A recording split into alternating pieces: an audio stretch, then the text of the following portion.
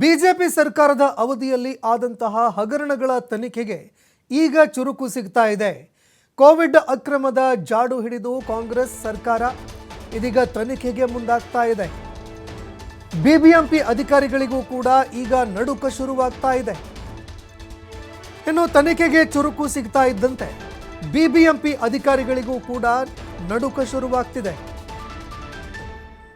ನಿವೃತ್ತ ನ್ಯಾಯಮೂರ್ತಿ ಕುನ್ಹಾ ವರದಿ ಅನ್ವಯ ಅಧಿಕಾರಿಗಳಿಗೆ ನೋಟಿಸ್ ನೀಡಲಾಗುತ್ತೆ.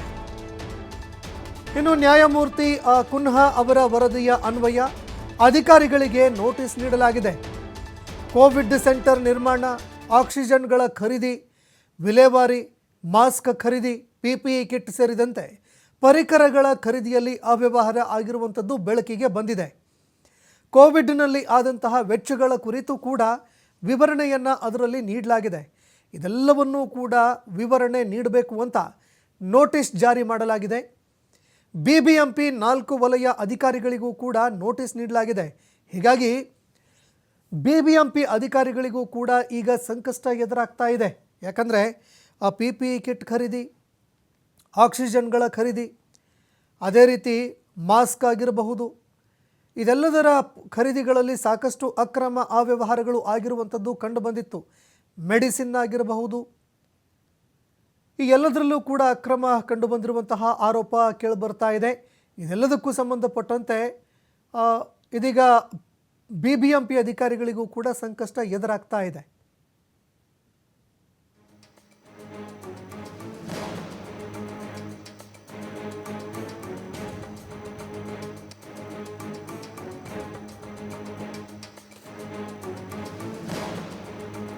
ಇನ್ನು ಇದೇ ವಿಚಾರಕ್ಕೆ ಸಂಬಂಧಪಟ್ಟಂತೆ ನಮ್ಮ ಪ್ರತಿನಿಧಿ ಗಣೇಶ್ ಹೆಗಡೆ ಬಿಬಿಎಂಪಿ ಆಯುಕ್ತರಾಗಿರುವಂತಹ ವಿಕಾಸ್ ಕಿಶೋರ್ ಸೂರಳ್ಕರ್ ಅವರನ್ನ ಮಾತನಾಡಿಸಿದ್ದಾರೆ. ಏನು ಹೇಳಿದ್ದಾರೆ ಅವರು ಕೇಳಿ. ಹಿಂದಿನ ಬಿಜೆಪಿ ಸರ್ಕಾರದ ಅವಧಿಯಲ್ಲಿ ನಡೆದಂತಹ ಕೋವಿಡ್ ಹಗರಣಕ್ಕೆ ಸಂಬಂಧಪಟ್ಟಂತೆ ಡಿ ಖುನ್ನಾ ಸಮಿತಿಯ ವರದಿ ಈಗ ಬಂದಿರುವಂಥದ್ದು. ಅದರಲ್ಲೂ ಕೂಡ ಬಿಬಿಎಂಪಿ ವ್ಯಾಪ್ತಿಯಲ್ಲಿ ಆದಂತಹ ಅಕ್ರಮಗಳು ಈ ಬಗ್ಗೆ ಮಾತನಾಡೋಕ್ಕೆ ಸ್ವತಃ ಬಿಬಿಎಂಪಿ ಆರೋಗ್ಯ ವಿಭಾಗದ ವಿಶೇಷ ಆಯುಕ್ತರು ಕೂಡ ಇದ್ದಾರೆ. ಪ್ರಮುಖವಾಗಿ ಸರ್, ಮುಖ್ಯವಾಗಿ ಏನೇನು ಅಂಶಗಳು ಈಗ ಇರುವಂಥದ್ದು, ಏನೇನು ಅಂಶಗಳನ್ನು ಕೇಳಿದೆ ತಮಗೆ, ಹೇಗೆ? ಈಗಾಗಲೇ ನೀವು ಹೇಳಿದಂಗೆ ಸನ್ಮಾನ್ಯ ಜಸ್ಟಿಸ್ ಖುನ್ನಾ ಅವ್ರದ್ದು ವರದಿಯಲ್ಲಿ ಕಂಡು ಬಂದಿರತಕ್ಕಂಥ ಬೇರೆ ಬೇರೆ ಆಸ್ಪೆಕ್ಟ್ಸ್ ಮೇಲೆ ಏನು ಅಬ್ಸರ್ವೇಷನ್ಸ್ ಇದಾವೆ ಅದನ್ನು ವರದಿ ರೂಪದಲ್ಲಿ ಮಾನ್ಯ ಸರ್ಕಾರಕ್ಕೆ ಸಲ್ಲಿಕೆ ಮಾಡಿರ್ತಾರೆ. ಅದರಲ್ಲಿ ಬಿಬಿಎಂಪಿಯಲ್ಲಿ ಹೆಡ್ ಆಫೀಸು ಮತ್ತು 4 ಝೋನ್ಸಲ್ಲಿ ಆಗಿರ್ತಕ್ಕಂಥ ಎಕ್ಸ್ಪೆಂಡಿಚರ್ಸ್ ಬಗ್ಗೆ ರಿಪೋರ್ಟ್ ಬಂದಿದೆ. ಆ ರಿಪೋರ್ಟ್ ಆಧಾರದ ಮೇಲೆ ಎಲ್ಲಿ ಏನಾದರೂ ಬೇರೆ ಬೇರೆ ಟೈಪ್ಸ್ ಆಫ್ ಲ್ಯಾಪ್ಸಸ್ ಕಂಡು ಬಂದಿರೋದು ಏನಿದೆಯಲ್ಲ ಅದಕ್ಕೆ ಸಂಬಂಧಪಟ್ಟಂಥ ಅಧಿಕಾರಿಗಳಿಂದ ಎಕ್ಸ್ಪ್ಲನೇಷನ್ ಅಥವಾ ಸ್ಪಷ್ಟೀಕರಣವನ್ನು ಪಡೀಲಿಕ್ಕೆ ಕ್ರಮ ಕೈಗೊಳ್ಳಲಾಗ್ತಾ ಇದೆ. ಸರ್, ಯಾವ್ಯಾವ ಝೋನ್? ನೀವು 4 ಝೋನ್ ಅಂತ ಹೇಳಿದ್ರಿ. ಎಸ್, ಅದರಲ್ಲಿ ಮಹದೇವಪುರ ಇದೆ, ದಾಸರಳ್ಳಿ ಇದೆ, ಈಸ್ಟ್ ಝೋನ್ ಇದೆ ಮತ್ತು ಆರ್ ನಗರ್ ಇದೆ. ಸರ್, ಮುಖ್ಯವಾಗಿ ಇಲ್ಲಿ ಕೆಲವೊಂದು ಕೇಳಿಬರುವಂಥದ್ದು ಮಾಸ್ಕ್ ಖರೀದಿ, ಬೆಡ್ ಹಗರಣ, ಈ ಥರದ ಒಂದು ಬೇರೆ ಬೇರೆ ಅಂಶಗಳು ಹಿಂದೆ ಚರ್ಚೆಗಳಾಗ್ತಾ ಇದೆ. ಇದೊಂದು ರಾಜಕೀಯವಾಗಿ ಕೂಡ ಬಿಜೆಪಿ ಕಾಂಗ್ರೆಸ್ ನಡುವೆ ಫೈಟ್ ಆಗ್ತಾ ಇದೆ. ಬಟ್ ನಿಮಗೆ ಖುನ್ನಾ ಸಮಿತಿ ನೀಡಿರುವಂಥದ್ದು ಯಾವ್ಯಾವ ಅಧಿಕಾರಿಗಳಿಂದ ವಿವರಣೆಯನ್ನು ಕೇಳಿ ಅನ್ನೋ ಒಂದು ನೋಟಿಸನ್ನು ಅಥವಾ ಶಿಫಾರಸನ್ನು ನಿಮ್ಗೆ ಬಂದಿದೆ? ಅವರು ಇಂಡಿವಿಜುವಲ್ ಆಫೀಸರ್ಸ್ ಹೆಸರು ಹಾಕಿ ಎಕ್ಸ್ಪ್ಲನೇಷನ್ ಕೇಳಲಿಕ್ಕೆ ಅವ್ರದ್ದು ವರದಿಯಲ್ಲಿ ರೆಫರೆನ್ಸ್ ಇಲ್ಲ.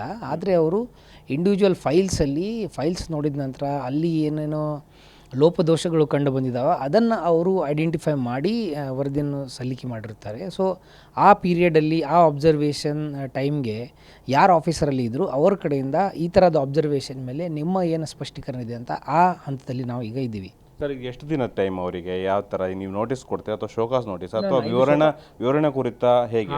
ಇದು ವಿವರಣೆ ಪಡೆಯುವ ಒಂದು ಕಮ್ಯುನಿಕೇಷನ್ ಹೇಳ್ಬೋದು. ಇದನ್ನು ಶೋಕಾಸ್ ನೋಟಿಸ್ ಅಂತ ಅನ್ಲಿಕ್ಕೆ ಆಗೋದಿಲ್ಲ. ಸೊ ವಿವರಣೆ ಪಡೆಯುವಂಥದ್ದು ಈ ಒಂದು ಕಮ್ಯುನಿಕೇಷನ್ ಇರೋದರಿಂದ ಆ ಥರದೇ ಲ್ಯಾಂಗ್ವೇಜಲ್ಲಿ ಅವರಿಗೆ ಅವ್ರ ಕಡೆಯಿಂದ ಸ್ಪಷ್ಟೀಕರಣವನ್ನು ಕೇಳಲಾಗೋದು. ಮತ್ತು ಅವರಿಗೆ ಆಫೀಸರ್ಸ್ಗಳು ಯಾರಿದ್ದಾರೆ ಅವರು ಯಾವ ಫೈಲ್ ಮೇಲೆ ಅಬ್ಸರ್ವೇಷನ್ ಇದೆ ಆ ಫೈಲ್ ಕೂಡ ಅವರಿಗೆ ಅವೈಲೇಬಲ್ ಮಾಡಿ ಕೊಡಲಾಗೋದು. ಮತ್ತು ಜಸ್ಟಿಸ್ ಖುನ್ನಾ ಅವರದ್ದು ಏನು ರಿಪೋರ್ಟ್ ಇದೆ, ಆ ವರದಿ ಇದೆ, ಆ ವರದಿದು ಏನು ಅಂಶಗಳಿದಾವೆ ಅದನ್ನು ಕೂಡ ಅವರಿಗೆ ಅವೈಲೇಬಲ್ ಮಾಡಿ ಕೊಡಲಾಗೋದು. ಇನ್ ಕೇಸ್ ಕೆಲವು ಡಾಕ್ಯುಮೆಂಟ್ಗಳು ಕೊಡದೇ ಇದೆ ಅಥವಾ ಅಧಿಕಾರಿಗಳ ಸ್ಪಂದನೆ ನೀಡದೇ ಇದ್ದರೆ ಅದನ್ನೇ ನೀವು ಶಿಫಾರಸು ಮಾಡ್ತೀರಾ, ಹೇಗೆ? ಅದು ಮೊದಲೇ ಸ್ಪಷ್ಟೀಕರಣಕ್ಕೆ ನಾವು ಕೇಳಬೇಕಲ್ಲ.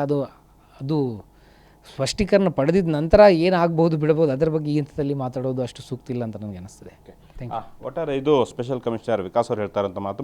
ಬಹುಮುಖ್ಯವಾಗಿ ಖುನಾ ಸಮಿತಿ ನೀಡಿರುವಂತಹ ಕೆಲವೊಂದಿಷ್ಟು ಅಂಶಗಳನ್ನು ನಾವು ಅದಕ್ಕೆ ಬೇಕಾದಂಥ ವಿವರಗಳನ್ನು ನಾವು ಕೇಳೋ ಅಧಿಕಾರಿಗಳಿಗೆ, ಅದರಲ್ಲೂ ಕೂಡ ಆರೋಗ್ಯ ಇಲಾಖೆ ಅಡಿಯಲ್ಲಿ ಬರುವಂಥ ಅಧಿಕಾರಿಗಳು, ಅಕೌಂಟ್ಸ್, ಹಾಗೇನೆ ಬೇರೆ ಬೇರೆ BBMP ವ್ಯಾಪ್ತಿಯಲ್ಲಿ ಕೆಲಸ ಮಾಡುವಂತಹ ಅಧಿಕಾರಿಗಳು ಸಂಬಂಧಪಟ್ಟಂಥವ್ರ ಮೇಲೆ ನಾವು ವಿವರಣೆಯನ್ನು ಕೋರ್ತಾ ಇದ್ದೀವಿ. ಅವರಿಗೆ ಕಾಲಾವಕಾಶ ಮಿತಿಯಲ್ಲ, ಅವ್ರು ನೀಡಿರುವಂಥ ವಿವರಣೆ ಆಧಾರದ ಮೇಲೆ ನಾವು ವರದಿಯನ್ನು ಸಲ್ಲಿಸ್ತೀವಿ ಅನ್ನೋಂಥ ಮಾತನ್ನು ವಿಕಾಸ್ ಅವರು ಹೇಳ್ತಿದ್ದಾರೆ. ಕ್ಯಾಮ್ರಾಮನ್ ನತಾಬ್ ಜೊತೆ ಗಣೇಶ್ ಹೆಗಡೆ, TV5 ಬೆಂಗಳೂರು.